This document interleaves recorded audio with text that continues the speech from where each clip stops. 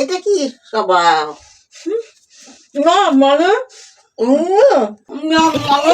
আপনার খেতে ইচ্ছে করলে বলেন, আপনাকে তো দেব, আপনি চুরি করে খাচ্ছেন কেন?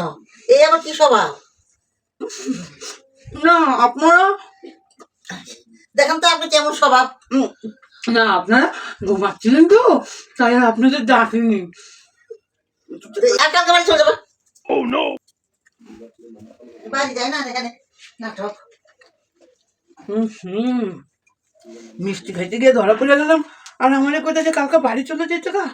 ঠিক আছে একটু বুঝা ভেজা কমো আর বাড়ি যাবো না, মিষ্টিটা তো খাইছি না, থাকার খাবো না, আবার এসে ধরতে পারে। উমাকে একটু পিছনে বসে রয়েছে। হ্যাঁ হ্যাঁ তাকে একটু বুঝা ভেজা করে দিকা।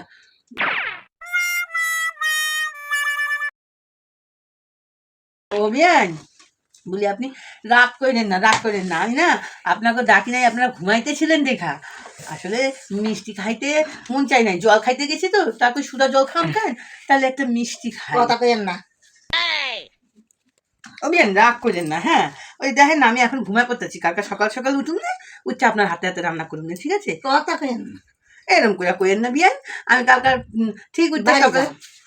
আরে বাড়ি তো গেলে গেলামই গিয়া, আপনারা এত ভালোবাসেন, আমি কি আর বাড়ি আর যেতে বাসি পারি? না, ভালো এখন চলে যাবে না। বাড়ি, এখন চলে যাবেন, আর ভালো লাগছে না আমাদের।